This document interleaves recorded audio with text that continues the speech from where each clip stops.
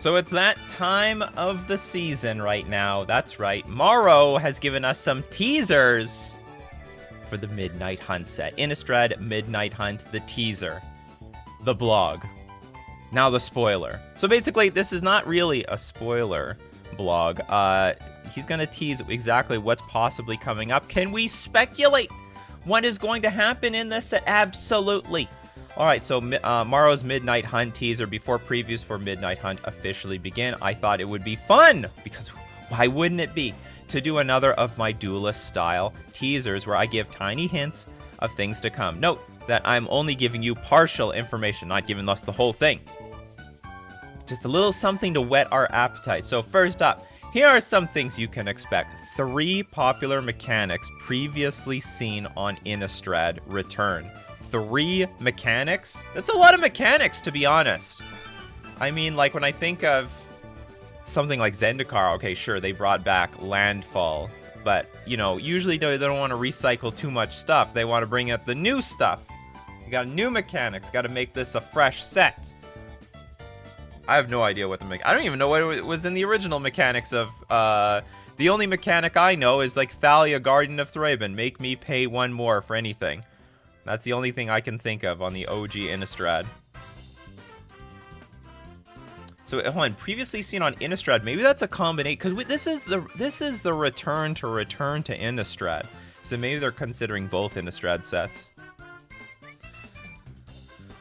Well, you got... I speculate vampires. Yes, that's going to be the mechanic. So there's going to be a new drawback for creature tokens that lets us create them cheaper. Whoa! That could be a big deal for the creature token players. I mean, tokens is like close to breaking out in Modern, but the problem is you don't make enough tokens for the amount of mana that you do. But imagine we spent 1 mana to create 2 tokens. That could be a game changer. What if we spent 2 mana to get 3 tokens? All of a sudden, the token game might start turning on. And as a result, so a new drawback for creature tokens that lets us create them for cheaper. Or maybe you could spend even less mana and create an even bigger token. And I'm sure it's going to come with the drawback of, like, I don't know, you lose life or something. Put these tokens in play, you get eaten up by a little bit. Some card called, like, not Ravenous Rats. Incredibly Ravenous Rats. When you release them, they gnaw on your brain. Alright, we could get a white card that could potentially draw you a card each turn. Oh, you hear that, white players? You might get card draw. But the worst thing is, it's not guaranteed. There's, like, nothing guaranteed here. A white card that could potentially draw you a card. Maybe. Maybe not. Liliana reprint? Definitely not going to happen. We could see some reprinting of the fast lands. That's very much in a realm of possibility. Especially since they come from the plane, right? A popular Innistrad card gets reprinted. Oh, God. Okay, so that could be Liliana. That could be what? That could be Liliana. Thalia. I would say... Oh, man, what could this be? I don't think they're going to put Liliana the Veil back in Standard.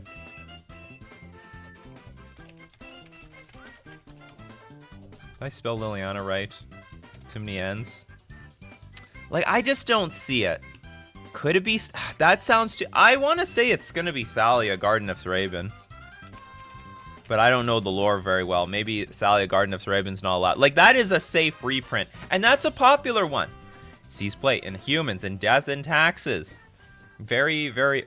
Oh, that could be it. Let's not think... You got to think in the minds of the Commander players. What do the Commander players want? They're not asking us what we want anymore. They don't care about the Modern players. They're always asking the Commander players what do they want. Yeah, Parallel Lives, that's a real one. Parallel Lives could very much be it. And it's like $50. Sell your Parallel Lives. I gotta sell my... I got like 4 of these. I gotta hot sell this damn thing before they spoil it, damn it. I gotta get to Fusion Gaming Online. What does Fusion actually sell it for? Or buy it for? Buy list. How much Skrilla can I get? I can get 40 Canadian dollars. Ship it. I'll take that. Definitely. Alright, so, yeah, popular Innistrad card could get reprinted. A curse that transforms into a creature. Nasty. Yeah, Modern players got their bone with Modern Horizons 2. No goodies for us this year anymore. That's about it. And also, like, Modern Horizons 2 is also a commander set. 2 permanents that can double something every turn. 2 permanents. Oh, maybe it's just saying 2 separate tournaments that can double the things. Which would go very well with Parallel Lives. Just go, like, you just go insane. Also, this fits in with the token thing, right?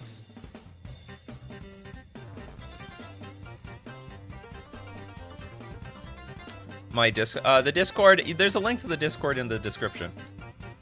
So that actually, Parallel Lives fits in with the prophecy about creature tokens, a new drawback for creature tokens that lets us create them cheaper. I'm selling this thing. I'm snap selling these things. It's going today. You're gonna see me flash money tomorrow. Okay, so a mythic cycle with you may pay cost any number of times. It's like a super kicker of some sort. A mythic cycle where you can pay cost any number of times. All right. But isn't that like replicate? If you got the mana. Parallels would be a huge disappointment. Not to the commander players. A popular tournament card in multiple formats gets reprinted with its 5th piece of art. 5th? Okay. Okay. Okay. How many Lilianas are there? Well, no, but 5th piece of art. Liliana has, like, literally 1 art. Okay, hold on. How many arts Snapcaster Mage has? Okay, 1, 2, 3. 1, 2. There's only 3. This is the 5th piece of art. There's only 3 here, so it's not as I'm interpreting this, it's not snappy.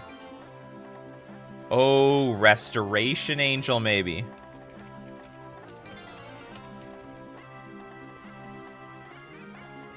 One, 2, 3.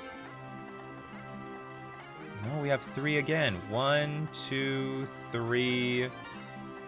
Oh, we stuck! Thalia, Garden of Thraben? Okay, so hold on. Thalia. Oops, not Thalkia. 1, 2, 3, 4. 5. 6. Too many arts. Too many arts. we have the opposite problem now. The 5th piece of art. 1, 2, 3, 4, 5. Pithing Needle? I don't think Pithing Needle was an Innistrad. Well, they didn't say it was an Innistrad card. So hold on, let's go look up. Pithing Needle. And this is a popular tournament card. 1, 2, 3, 4. Maybe we get... Okay, Pithing Needle could be it. That's a possibility. We have 4 arts for Pithing Needle.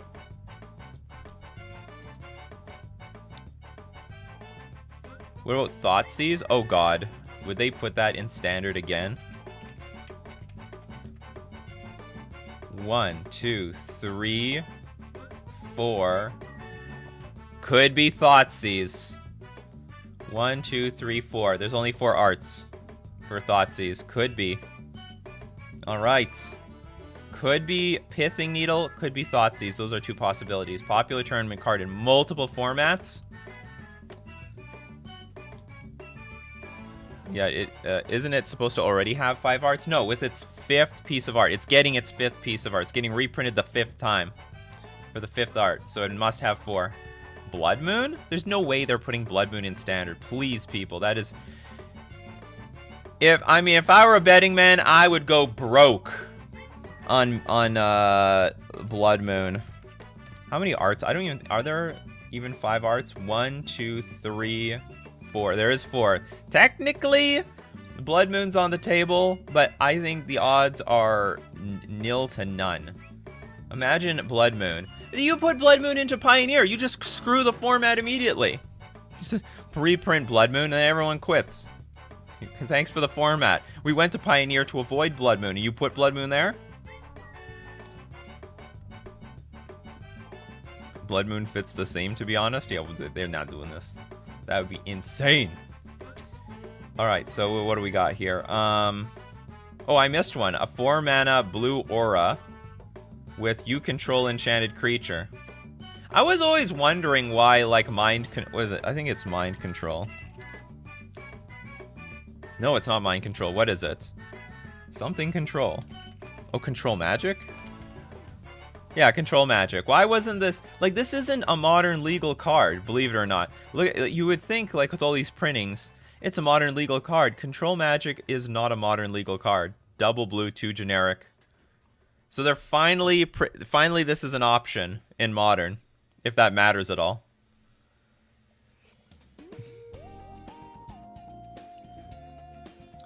That's right, control magic. Can't they just pre-ban it? They said they're not testing for outside limited and standard anyway. You know what? They don't test for it, but they do consider it. Like, they think about it in their notes. Like, what is this gonna do? Do people want to see this card? Usually for the benefit. Like, they don't want to make oppressive cards. They want to see cards that will see play, not see play. If they print blood, that would be like top 10 blunders of Wizards of the Coast if they reprint Blood Moon in standard. That'd be so stupid. It's like such a bad card. How many arts does Control Magic have? Well, no, I doubt that these talk about a card twice. I think they're about individual cards. Okay, a character from Innistrad once mentioned in a short story finally gets a card in the Innistrad set. That, I have no idea. Your guess is as good as mine. Ensnaring Bridge has 4 art cards. Everyone's just looking up the most oppressive cards. What's the most stupid cards we can look up that has 4 arts that has the possibility of getting reprinted?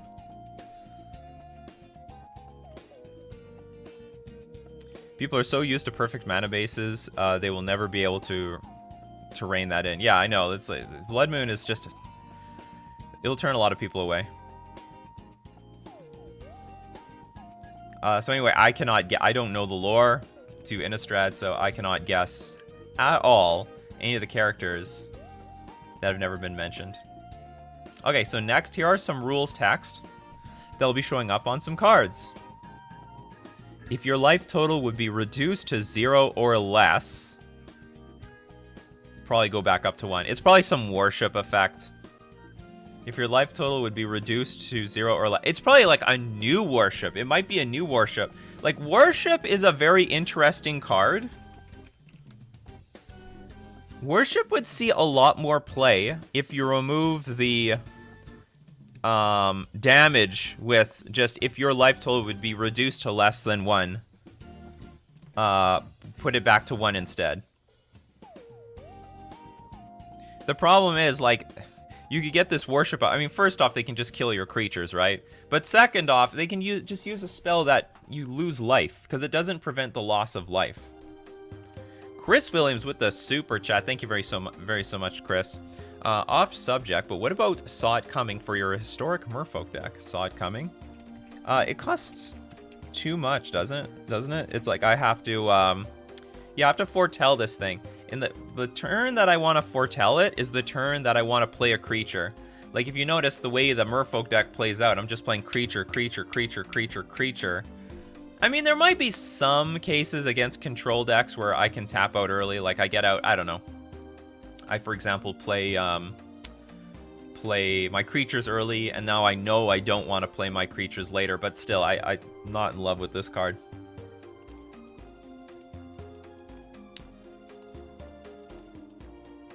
Anyway, so maybe this is a new worship. Say worship again, because I swear you're saying worship. Worship. War. I mean, it's gonna be pronounced very similarly, if not the same. War.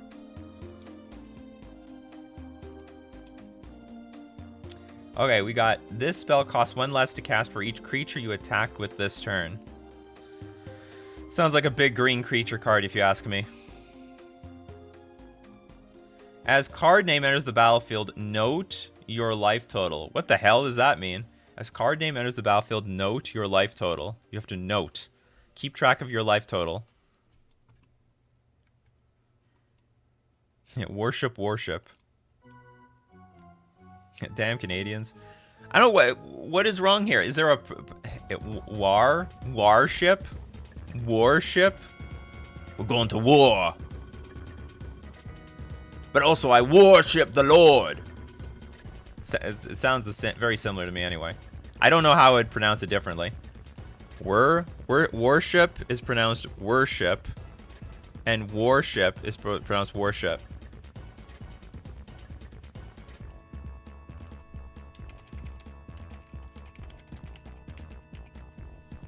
Didn't think we'd have to be here. Oh, it is were. Maybe I've just been pronouncing it wrong my entire life. Worship. You got me. I can't promise I'm gonna remember that. It's definitely not a Canadian thing. This is a Nikachu thing. Anyway, okay, moving on. Put a slime counter on up to one other target creature. Creature tokens you control lose all abilities and have base power and toughness 3/3. That, well, I could speculate that is maybe a blue card. Oh, salud. Come, say hi. Say hi.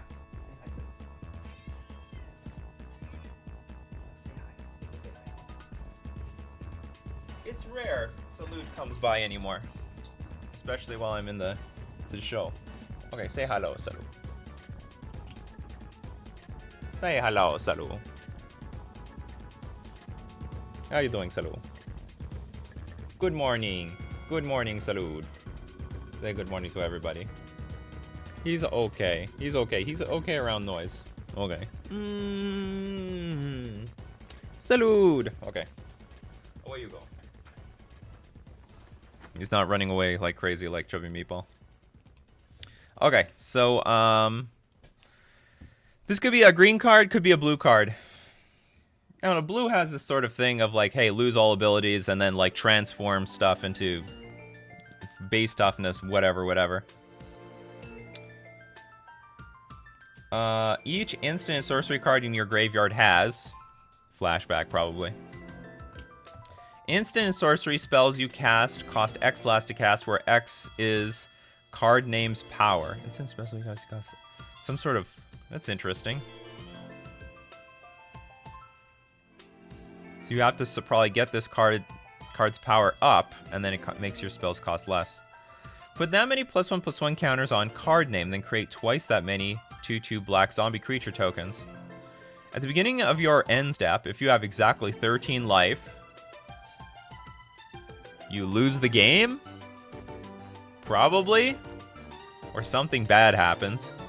You may cast any number of the copies without paying their mana costs. Finally, here are some creature type lines in the set. We've got the spirits, the hippogriff spirits, human soldier werewolf, dragon egg. Oh, we're bringing back the dragon eggs. What is it like? We're bringing back eggs, people. Like literally dragon eggs. Look, dragon egg.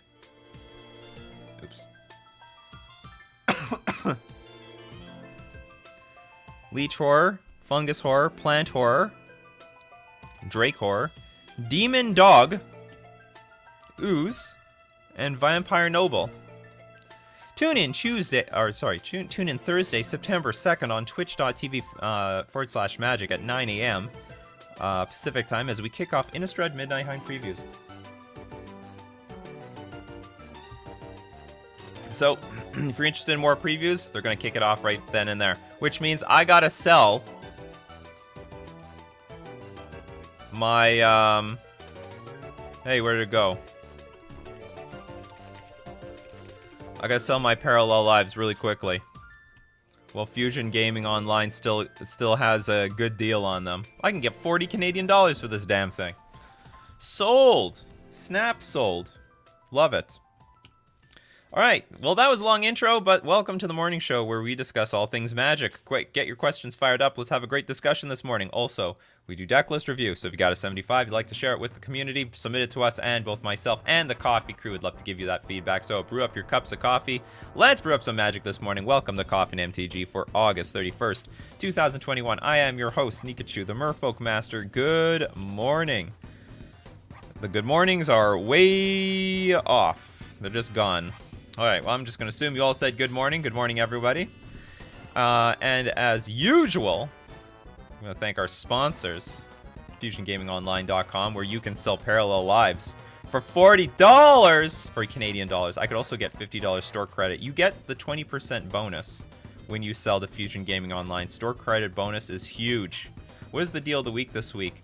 The deal of the week this week is 15% off Mystery Booster singles and sealed product. Sealed product can only be sold in Canada, because that's the only place they're going to ship them. Singles can be sold worldwide. If you're looking for those commander staples like Rhystic Study at a discount. Also, Mana Crypt. Wow, that came from the Mystery Booster. I also think Minamo came from Mystery Boosters, right?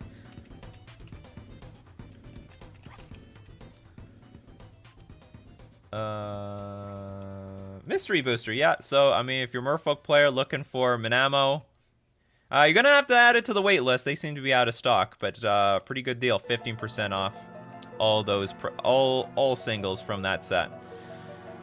And if the 15% off is not enough, don't worry, we got you. We got you, fam, with an extra 5% off when you use coupon code Nikachu at checkout. Supports the channel and saves you money. Why wouldn't you want to save money? We're also going to thank Mana Traders, the premier place for renting Magic cards online. New set's going to come out, new cards, always shakes up the format. What is the deck to play? What cards do you want to buy into? Hey, you don't need to buy into those cards. You can rent them before buying into them when you use a service like Mana Traders. You can support the channel using my Mana Traders link in the description below, or save 15% off your first 2 months using coupon code Nikachu. Excellent, excellent. All right, you know the deal. Just like what Sam did here, 3 question marks before the question, 3 question marks after the question helps me find your questions amongst all the comments I'm getting on YouTube channels and Facebook fan page. Oh, just a reminder, Nikachu MTG streams. We only got a week left, people. By next week, this is the exclusive home. Well, it may not be exclusive for forever, but like they will be the new home to Nikachu MTG streams. This is my alternate YouTube channel where all my stream replays go to. So if you love Coffee and MTG, want to be here every morning, make sure you're subbed to that channel to keep getting the notifications. You'll know where to go. Anyway, Sam. Morning, Nikachu. Do you think 3-color elves is a good idea? Colors green, black, and blue. Jaspera Sentinel will help with the mana and use Thrasta, Shaman of the Pact, Intruder Alarm, and Imperious Perfect. I have seen green-black. I've seen blue-green. What is Jaspera Sentinel? What does this do? Reach, tap and untap creature you control, add 1 mana of any color. I don't like this card. I mean, you might as well just play with like Noble Hierarch or something. I mean, I know there's no Noble Hierarch for Sultai colors, but you'd probably be better off with that than this, because you need to tap and untap creature you control to add the mana, which is probably going to be awkward one way or another.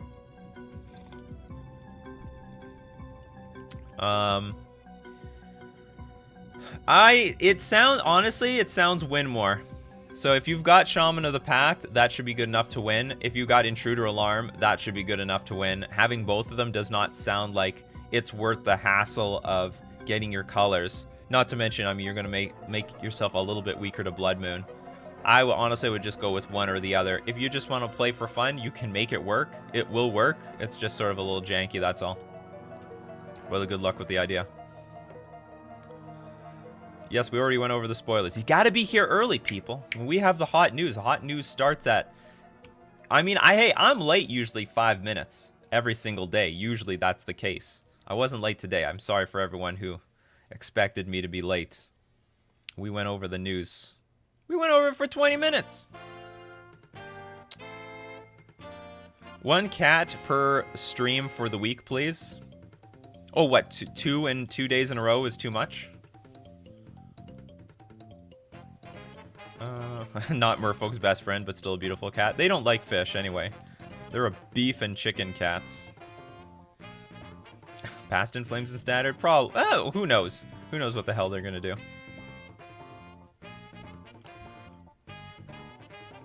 Incoming dad. Trying to make Thrasta playable. I think it works best in an 8 whack shell. Thoughts? Possibly. I don't know what the best shell for Thrasta is. It might be an Infinity shell. It could be an 8 whack shell. All I know is that this is a very underrated card. Oh, it's going up in price. It was like 40 cents not too long ago. Or 60 cents or something like that. I mean, people got to experiment. The only way we're going to find out how to break this card is when people experiment. So try out the 8 whack thing. Try 8 whack. Marcelo Jr. Good morning, Master. Why do Merfolk decks run Manamo? Love your content. Why? We actually have a good reason why now. We didn't have a good reason before, but now we have a good reason. So the old reasons that we used to play this card was that it wasn't an actual island, so if our opponents play Choke or Boil, which locks down our islands or blows them up, this would be immune. We would get to keep this. And sure, it's weak to Blood Moon, but we have more islands than anything else. Like, Blood Moon is not what we're weak to. But today, people, we got Svelun. We actually have a legendary creature now that we can untap. So now we have, like, basically Vigilance. We can attack with this 3/4 creature, draw a card, and untap it and block. Thanks to the Manamo. So actually this does something now. What do you know? We deserve a good legendary creature. The last legendary creature we had was like Kira Great Glass Spinner, but has this protective shield that whenever you target it, you counter the spell or ability. So that's useless with Manamo. Rodrigo. Hey, Nikachu, what is your favorite mechanic in MTG? Devotion. I think Devotion is my favorite mechanic. I think I love Devotion. I love that you get a payoff for putting permanents onto the battlefield. I think that's really cool. Any guesses what the popular tournament card getting reprinted will be? I mean, my guess is as good as yours. But it has to be something with 4 arts, right? So it could be Thoughtseize, could be Pithing Needle. I think Pithing Needle is a safe one. I think Pithing Needle is a very safe bet. Is there Pithing Needle? Actually, let's look at Pithing Needle. Is it in Pioneer? I want to say it is. Yeah, it's legal in Pioneer. Okay, so they didn't need to reprint this. But maybe they're reprinting this because they're going to print some harsh Planeswalkers coming up. This could be a sign that Planeswalkers they're on their way. Good Planeswalkers are on the way. And that this is a tool to fight against it for the next 2 years in Standard. Assuming this gets reprinted. If they reprint Pithing Needle, you know they're bringing the business with the Planeswalkers. In my opinion, that's a sign. If you see a bump in viewers Monday, September 6th, it's probably because Americans are celebrating Labor Day and lots of people are off work that day. Just a heads up. Thanks for letting me know. Ronnie, do you think Consider from the new Innistrad Opt with Surveil will slot into Is It Tempo? Yes. Consider is just better than Opt. Consider is just the new Opt now. I don't see any reason. Well, it's hard to say what belongs in Murktide. I will say any deck that played Opt plays this now. That's all.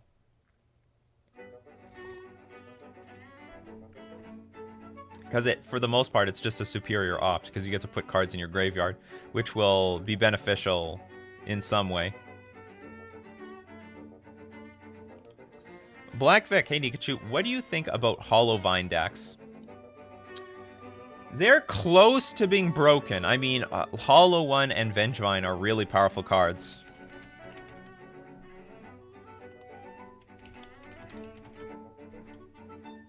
It's like, this is a really powerful card. It just needs some the proper discard outlet. Like right now, no one has a good build. It might be a little bit harder to pull off now because of Endurance. Endurance is a very strong card against this deck. But still, this is a very powerful archetype. But no one's built it properly yet. Maybe it's waiting for one more card. Maybe you just gotta wait for one more card and it's online. Does the Indomitable Creativity deck work without Ren? Is there a more budget substitute? There is no budget substitute for Ren and 6. Just get out of here. I mean, we're hearing this question a lot lately. Is there a budget replacement for Force Negation? Is there a budget replacement to like Urza, High Lord Artificer? Is there a budget, you know, there's no budget replacement to these cards. Can it work without it? Yes. Yes. Maybe that's the most important thing you need to hear. Like, the deck does not depend on Ren and 6.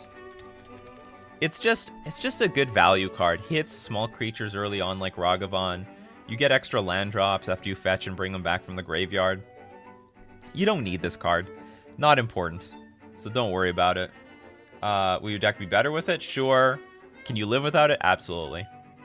The Indomitable Creativity deck needs all the other cards that are in it. Ren and 6 is the last thing that probably needs.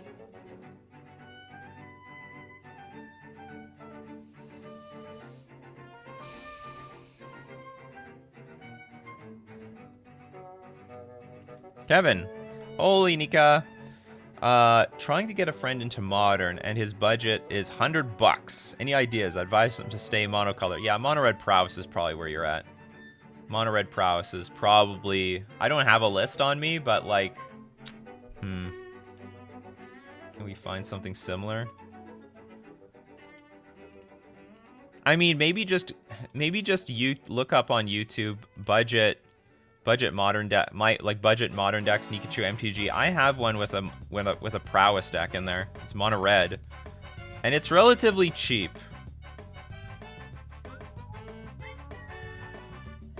Trying to look for a mono red deck. There we go, mono red aggro. The problem is these lists are pretty expensive because they're playing with Seasoned Pyromancer, Fury, Ragavan, but you don't need to play with these cards. There's like a lot of good replacement cards that you can play with. You don't need Blood Moon. You can just play with like a lot of this cheap Bolt stuff, light up the stage. You might need Soulscar Mage, because otherwise this deck won't feel so powerful. But there's a lot of budget replacements to all these cards. And of course you can just play with all mountains. And sideboard can be way cheaper than this. Shattering Spree is $15? What a world we live in.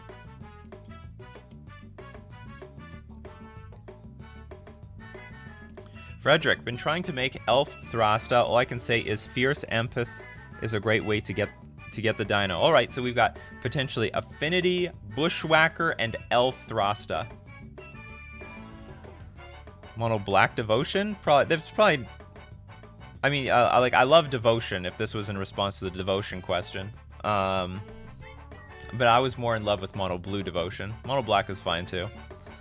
Gary! Favorite Canadian spelling for you? Mechanic bands? No, my favorite mechanic is Devotion. Keith Stoles, watched Friday's replay. Of course, I smacked the like button and heard Pioneer Fish needs another lord. Maybe Metallic Mimic? That's not a lord, though. Like, what I need is a creature that it enters the battlefield and it has an effect on everything. Mimic is a creature where you put into play, does nothing, very vulnerable as a 2/1 creature. Like, this is not even close to a lord. So you, like, put this in play, does absolutely nothing whatsoever. It's just a 2/1 creature for 2 mana. And then you have to hope that it's alive when you play future creatures. Anyway, it doesn't act like a lord at all. If you playtest this card, it just... Like, I've tried it. It's real crap, unfortunately. Has Soul Sisters gotten any goods recently? Is it viable? I think they should play the Heliod Sun Crowned and Ballista combo.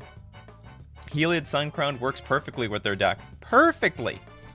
And they could just throw in the combo. But I don't think anyone's tried it yet.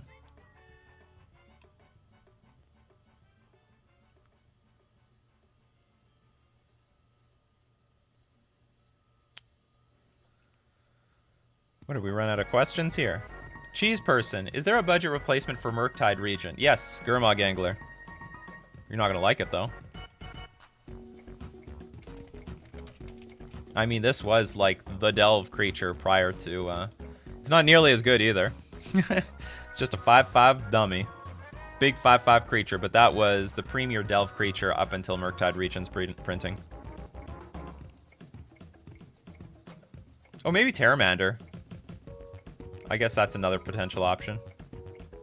But you get it. But the thing is, you get out Terramander early, and it's like vulnerable. getting shot down by a million removal spells, including Fatal Push. Like, that's the idea. Murktide, Regent, and Gurmag Angler, they don't care about Fatal Push. Or Prismatic Ending, for that matter. What do you think Merfolk needs to place top 5? We need a 1-drop. Like, we need a good a good 1-drop. A good, powerful 1-drop. Like all the other decks that are winning. Like, every deck that's winning has a very good 1-drop. The exception of Control, because they don't really need 1-drops. I mean, they do need 1-drops, but, you know, you get what I'm saying. Merfolk needs a good 1-drop. Every deck that's successful right now just has these insane 1-drops. Or they play with free spells. Like Elementals doesn't really... I mean, Elementals does have good 1-drops, but they actually also just have just a bunch of free spells. Their entire deck is free spells. If only we had a creature version of Force and Negation. If only. But then people would hate the control decks even more.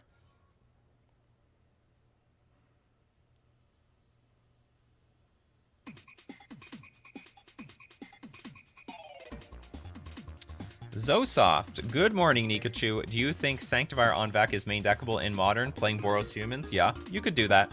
I mean, I have nothing against, like, playable, like, sideboard cards that can act like main deck threats. It's a 2/2 for 2, and has a lot of relevant abilities.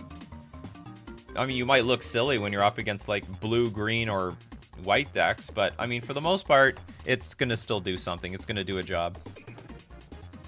I think it's definitely main deckable. Auras of Auras in Modern? I mean, but attach them to what? Where are they gonna attach them to? Demilich in blue, Angler and Tasker in black? Yeah, well, I don't really see Demilich as a Murktide Regent replacement. This is just its own card. Because it doesn't care for what's in the graveyard. It cares... Or I guess it does. Can cast from your graveyard by exiling 4 instant or sorcery cards from your graveyard in addition to paying its other costs. Okay, maybe it is. Maybe this is closer to it. A lot of ways of getting this card into play. In addition to paying its other costs. So you have to exile 4 cards and still pay the thing. But you have to pay mana. You have to, for the most part, you got to pay mana unless you cast a bunch of spells. But then you're paying mana for those spells anyway.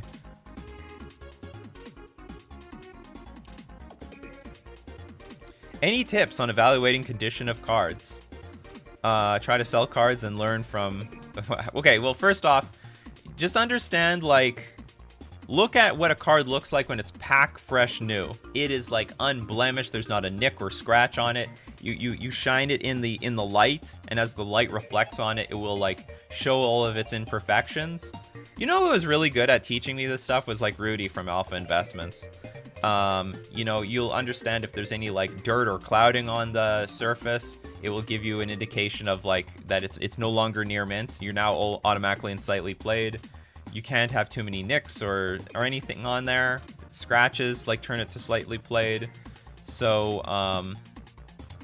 so just understand there's a big world of a difference between near mint and slightly played. And then when it goes from slightly played to, like, moderately played or heavily played, that is going to be probably up to the discretion of the vendor that is selling cards.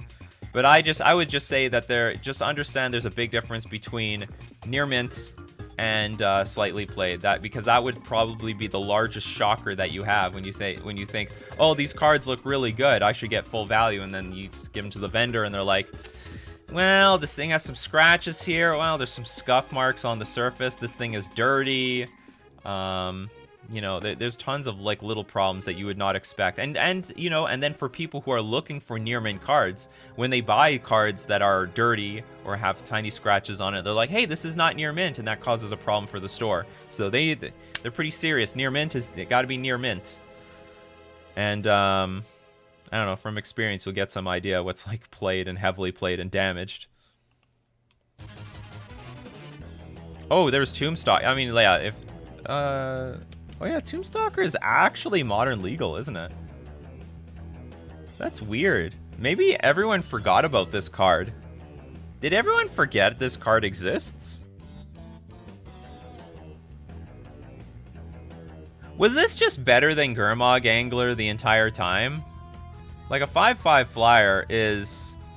I mean, Gurmag Angler is like, what, 1 cheaper, but doesn't have flying, which is a world of difference. I wonder if people forgot this card existed.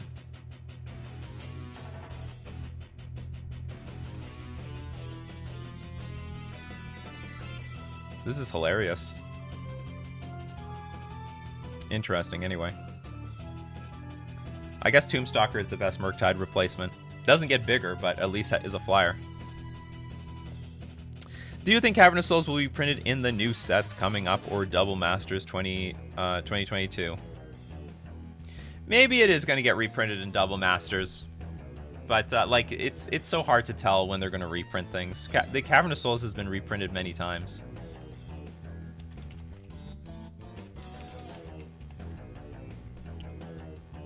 Like, look at all the reprints. And sure, some of them are box toppers, but some of them are not. Look, Innistrad, or Avacyn Restored, Master Set, Master Set, Master Set, the list. It's had some reprints. What does this card cost now? It's around $80. Oh god, that sucks for tribal players. It's expensive to be tribal these days. Svelun full art, old frame, or normal? You know what? I sort of like them all. They're all pretty good. I would say I like the full art as my wallpaper for my phone. That's what I'll say.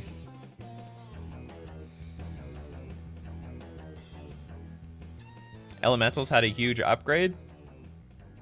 Yeah, Elementals did have a huge upgrade. I don't know what this is in response to, though. Plunge into Darkness, viable in Golgari Yawgmoth sideboard. Plunge.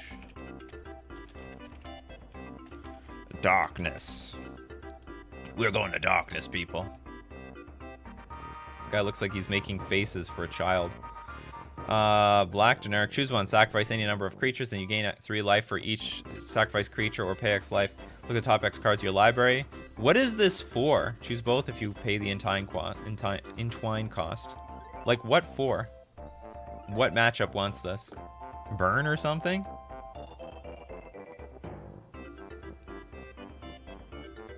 Like, maybe. I'm not gonna say, like, this is a worthless card or anything, but I don't know what the idea is. You can't put a card in your sideboard just for the sake of putting it in the sideboard. But if this has some actual purpose, then sure.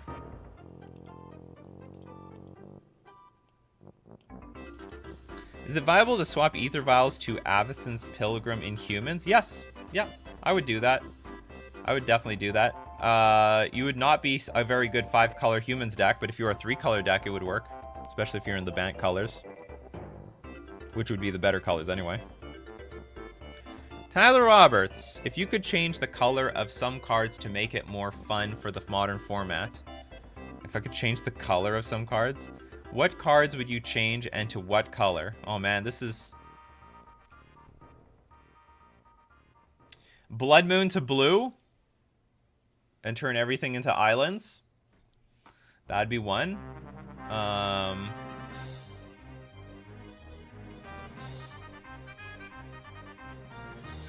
mean, I'm such a blue mage that I mean, I would turn Kamena Speaker to blue. I don't know if I'm the greatest person to ask this question because I'm just a blue mage and I'm just thinking, okay, how can I turn all these other colored spells into my color? But I mean, I think the most important one that would be very useful to me would be creating a blue Blood Moon. Blue Evoke is the other side of Force of Negation. Blue Evoke? Is it? Huh? Oh, the Blue Evoke creature? Hold on. What is the Blue Evoke creature? Oh, Subtlety. Is it? Is Subtlety the opposite side? Okay, so let's look. We have Subtlety here.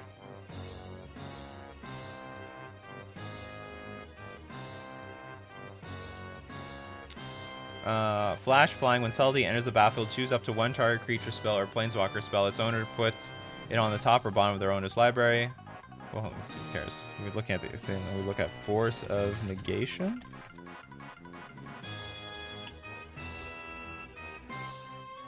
I don't know. I don't buy it.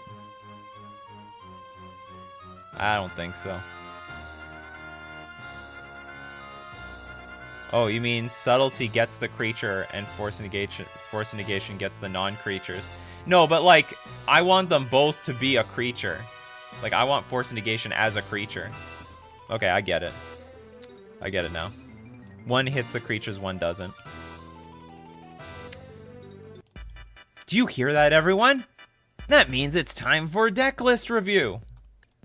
All right, to submit your deck list, go into my description, join my Discord. My Discord is great. And join, and then go to the channel Decklist Review, and in Decklist Review, enter the command !review deck space, give the URL to your deck list, and you'll be eligible at random for Decklist Review. It's a random thing, people. And we will get it going, because there are already so many people who have submitted their deck lists. JK Torborg. Oh my god, it's been a while, Torborg. I remember you got really lucky with Decklist Review back in the day.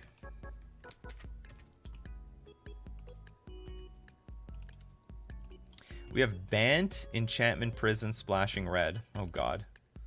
It's funny. Bant, Enchant... You might as well just call it 4-color Prison or something. But it's a Bant Enchantment Prison deck, and it just happens to be Splashing Red. But isn't this that your enchantment deck? Dovescape, Form of the Dragon, which is the win condition of the deck. So the idea of this deck is probably to lock them out with 9 lives. And you got all the combos here. You got Phyrexian Unlife and Solemnity. You also have 9 lives, and oh no, it also combos with Phyrexian Unlife. Because 9 life has a weird thing. Hexproof. If a source deals damage to prevent that damage and put an incarnation counter on 9 lives. When there are 9 or more incarnation counters on 9 lives, exile it. When 9 lives leaves the battlefield, you lose the game. That sucks. So all you have to do is destroy this thing, right? Or bounce it. Source would deal damage to you. I didn't know 9 lives is so vulnerable. But it has hexproof. But if we just bounce it with like upheaval, you lose. But with Phyrexian and Unlife, you don't lose the game for having 0 or less life. And as long as you have 0 or less life, all damage... No, hold on. Solemnity is the card. Combos with Solemnity when I'm a moron. Players can't get counters, and counters can't be put on artifact creatures or enchantments or lands. So you can't put the... no counters are going to be put on 9 lives, and you're going to live for forever.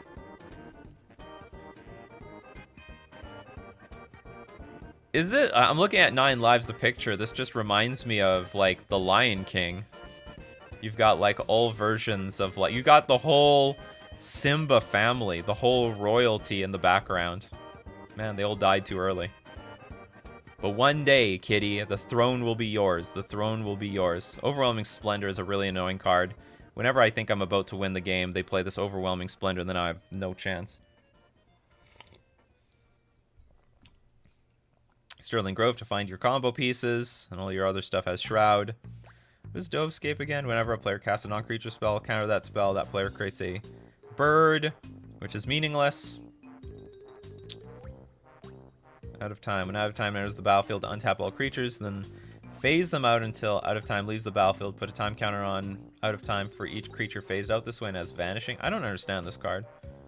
I've never seen this card being played before. But hold on, where is the thing? Or is it a spell? Or it's Enduring Ideal, yeah, so you get it.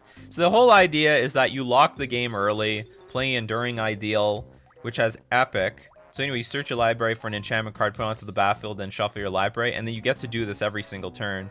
And eventually you get Form of the Dragons out. After you're comfortable locking your opponent out with like 9 lives, Solemnity, and Phyrexian Unlife. And then you just beat them down. This is a pretty good moat too, right? Creatures without flying can't attack you. At the beginning of your upkeep, Form deals 5 damage to our creature or player. Okay, Wargate is new to me. Search your library for a permanent card with converted mana cost X or less, put it into play, then shuffle your library. Why? Torborg, why are we playing this card? If going banned, you should play Infinite Mana Combo, Dork plus Freed from... Well, the thing is, Mana Dorks die. Nothing in this deck dies. So the advantage to going this route is your opponent's removal will do nothing. Whereas if you try to go infinite mana, infinite life with creatures, they'll die and your opponent interacts with you. So the advantage to going with Enchantress is that you're attacking on an angle your opponent cannot attack you equally. Like, you think of all the decks that have so much removal and they're just dead. They're just dead to this deck. Okay, so I honestly don't know, because this is expensive. You might pay 6 mana, but like maybe there's nothing better. And also Lotus Bloom will help you occasionally. Torborg knows how to build a deck, so the main is fine. Let's see what the sideboard is like. Alpine Moon, just banned enchantment list splashing red. Is it really splashing red, though? Like, you never needed red for Form of the Dragon. Where's the red splash on the sideboard? Is there any red cards? Just a little bit. Yeah, there's some red cards here. Alpine Moon, Boseiju, Dovin's Veto, Flame Blitz. Hold on. Boseiju, that mana is spent on an instant or sorcery spell. That spell can't be countered. But you barely have any spell. Oh, well, you do have. Yeah, you have Enduring Ideal. You need to counter. That thing needs to actually resolve. Dovin's Veto, Flame Blitz, Greater Oromancy, Prismatic Ending, 4 Veil of Summer, and Wheel of Sun and Moon. Arbor Elf says Utopia Swallowboat to get a power bump, but again, the creature dies. I mean, it might be okay. I don't know if you don't need to get to 4 mana, though. You just need to get to 3 mana. So Utopia Sprawl into, like, your Solemnity, Phyrexian on Life, 9 lives. That's all you need to do. We're not really trying to get to 4 mana. We're trying to get to 3 mana. I mean, Arbor Elf can help, but Arbor Elf will die. I mean, maybe it might sound like a silly argument, but I think that the whole purpose of playing a deck like this is to attack on an angle that your opponent cannot interact with you. So when you have this Arbor Elf, it's like, it's really awkward. Or it's going to be so bad game 1 at least, because your opponent will always interact with it. Not this deck. In general, play your Arbor Elves with your Utopia Sprawls. If this card works, great. But another one, you could just play Enchantress. Wouldn't Enchantress be okay in this deck? Maybe not. But like, it would draw you a bunch of cards. But I don't know. Maybe it would just fall on its face. I don't really have any feedback. I mean, I think your list has been well-tuned. How many 1-drops are there in this deck? There's this thing. That's not really a 1-drop, though. Utopia Sprawl. Maybe this type of deck does not need it. But it would help so much if you could either bridge the gap between your 3-drops, especially on the draw, because you have like no 1-drops.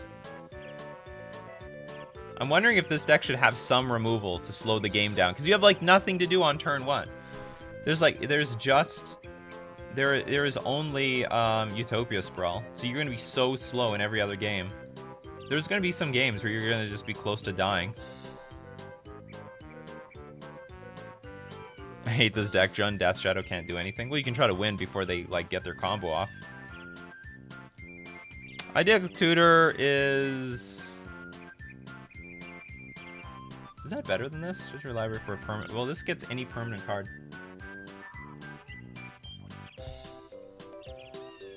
Though a lot of the good permanent cards are 3 mana anyway. Or more. So you'd just be casting it anyway. Interesting. Is Idyllic Tutor better than Wargate? Jack Torborg's here. Oh, that's my deck. It is your deck. Okay, what is the deal with Wargate? Do we need this? Why is it better than Idyllic Tutor, for example?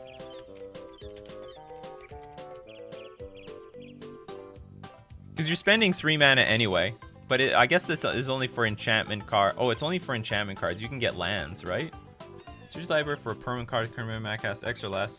So you could technically ramp with this card, I guess. You could put a land in play. So this is better than Idyllic Tutor. For the low cost of going Bant. Oh, there we go. Boom. That's a very good idea. Okay, so you can find Lotus Bloom for 0 mana. And then you can, like, ramp into the, ramp into Enduring Ideal. You would have it by turn... So you'd do that turn 3, then turn 4 Enduring Ideal. Excellent. Torborg, your deck is great. I have nothing.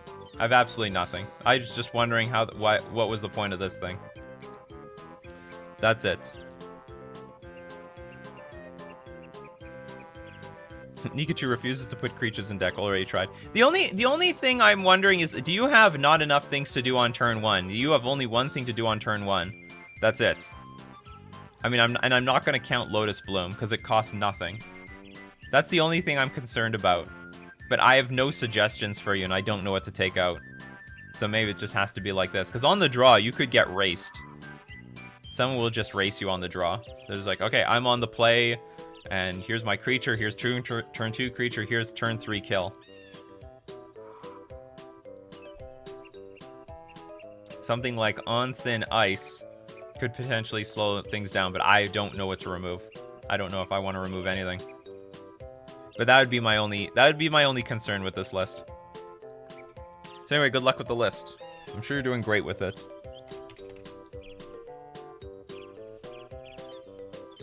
Gemstone Caverns is a really double-edged sword in a 4-color deck. It's an option, but it's really double-edged. Because on the play, it adds colorless mana, and that's brutal.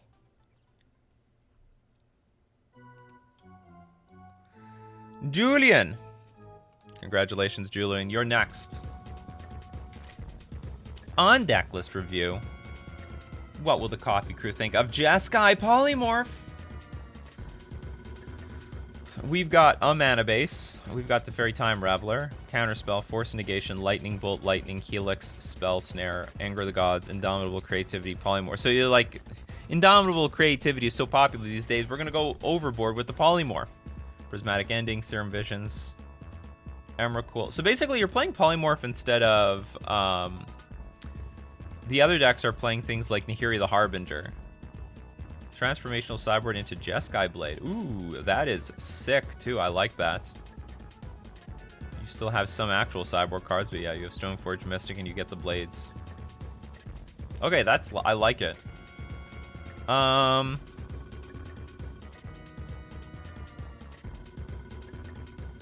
This list actually looks really nice. So how do we make creatures, though? Polymorph and Indomitable Creativity need to destroy things. Destroy X target artifacts and/or creatures for each permanent destroyed this way. Its controller reveal cards until they find a creature card, which is going to be Emrakul. We have 4 Dwarven Mine.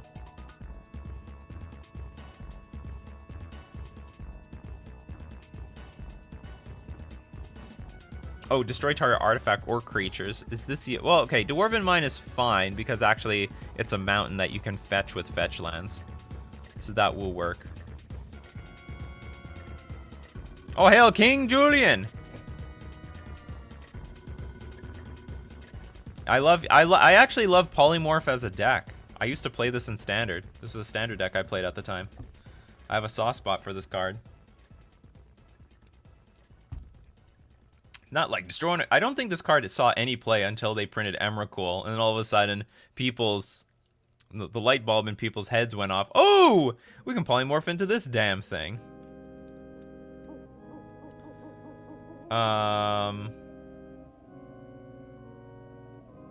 This is another list I don't really have any feedback for.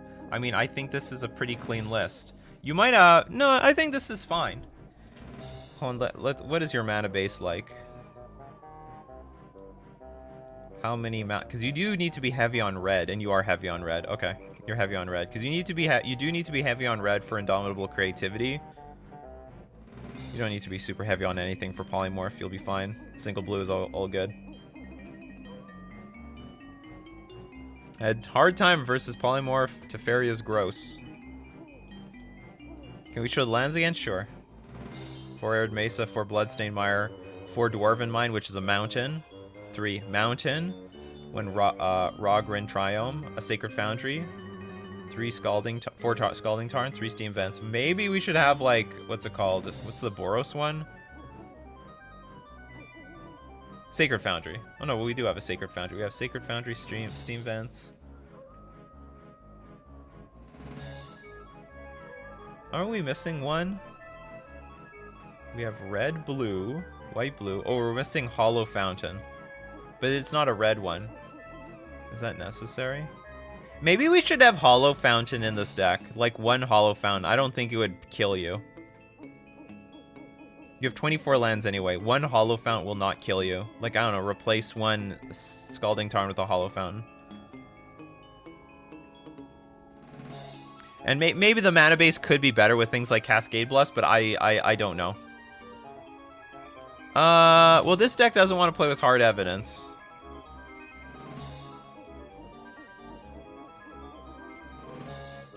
Yeah, there's a target, Dwarven Mine. So when Dwarven Mine enters the battlefield untapped, create a 1/1 red dwarf creature token, and then you can blow it up with your Indomitable Creativity. Any answer to Blood Moon? That's a good question. Do we have an island? Well, actually, no. Blood Moon does shut this off because of the Dwarven Mine. No, well, I mean, they might bring in... Blood Moon will hurt this deck. There is a possibility to play some more basics, like a basic plains, basic island, and then your fair plan can go off.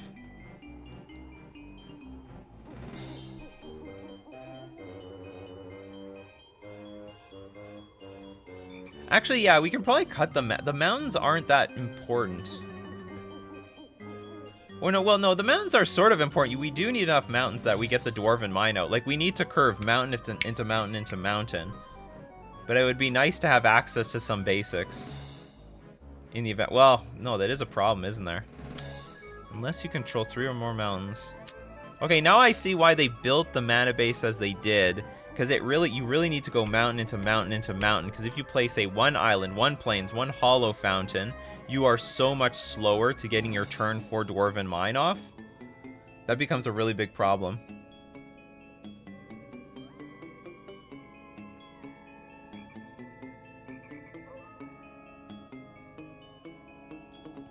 Amulets to always make sure the land comes to play. I don't think it's worth it.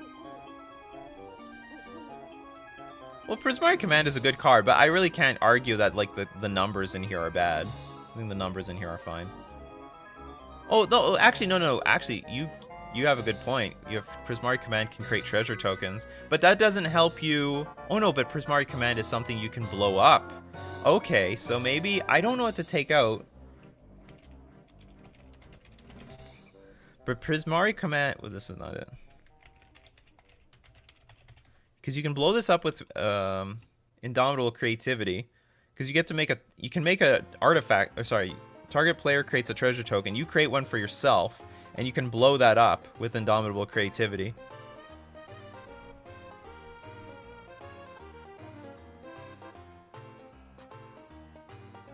Oh, you get a token no matter what? No. You do not get a token no matter what. You get the token no matter what. No, it doesn't. It comes into play untapped with more mountains. When Dwarven Mine enters the battlefield untapped, create a 1/1 red dwarf creature token. You don't get nothing free here. No freebies. No freebies. You get a mountain no matter what. I promise you get a mountain no matter what, but you are not guaranteed. You're not guaranteed the token. We are guaranteed a mountain. So I'm all for a Prismari Command. What to dump though?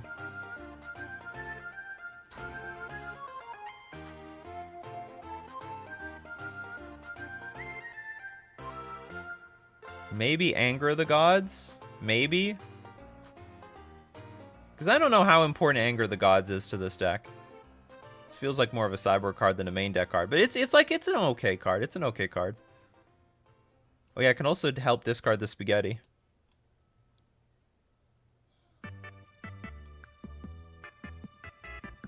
So maybe remove or move the Anger the Gods and put in Prismari Command. That will help your combo because you can like ramp into your 4th mana, and or you can just blow up the token with the You can blow up the token. You interact with the opponent. You can discard. You can draw cards. Oh, maybe this is better than Serum Visions. Like this is not the most well, whatever. Oh, you have 4 Lightning Bolt. You have 3 Prismatic Ending. Maybe it's better than Serum Visions. Maybe go 4 Prismatic Ending. 3 Prismari Command. I really like you having a lot of things to do on turn 1.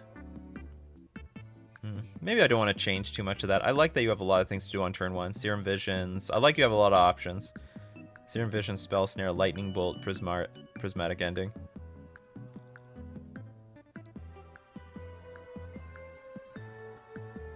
But anyway, I do get behind the Prismari Command edition.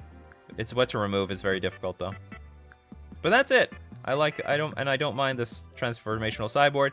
We probably are weak to Blood Moon, but I think that's just going to be a function of the deck because of Dwarven Mine. Maybe there's some room to have like maybe one, I don't know, maybe 1 or 2 basics.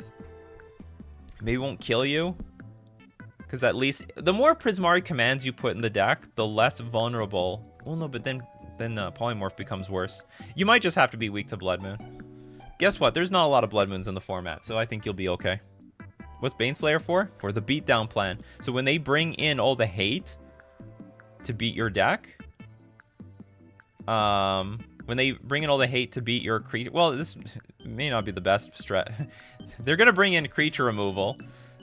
So I don't know if this transformational sideboard works perfectly. Well, I mean, Geist will be great. It'll be fantastic. But the point is, we'll be bringing in a transformational sideboard of Stoneforge Mystic, the swords, Batter Skull, and attack on a different access.